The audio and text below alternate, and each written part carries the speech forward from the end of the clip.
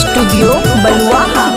बाइन कफन रहे छे देश के हमर फौजी, पूरा नजर डालबी वतन पर उड़वे धजी धजी।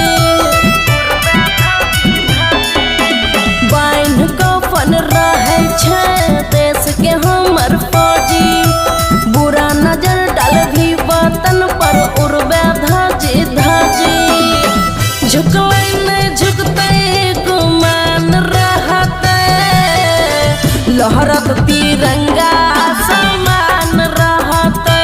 हाय झुकले नहीं झुकते गुमान रहते, लहरत तिरंगा समान रहते।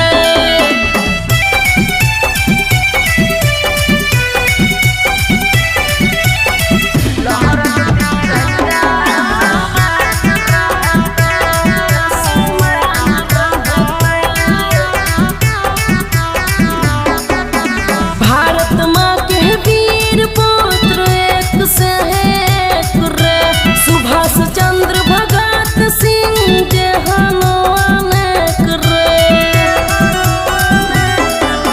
भारत माँ के वीर पुत्र एक से एक रे। सुभाष चंद्र भगत सिंह जेहनो अनेक रे, बॉर्डर फाइन घुसे छी तू बन के जिहादी, बूटी बूटी कटबौरे झुकले नहीं झुकते गुमान रहते, लहरत तिरंगा आसमान रहते। हाय झुकले नहीं झुकते गुमान रहते, लहरत तिरंगा आसमान रहते।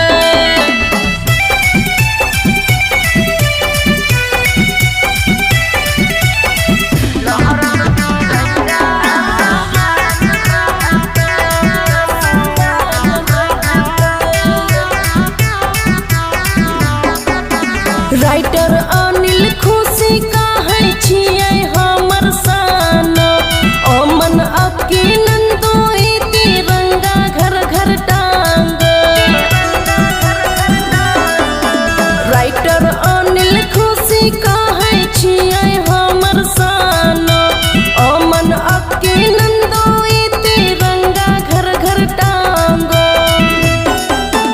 जान हमर भारत माले रहते कुर्बान, ई धरती के बदौलत बनते सबके शान।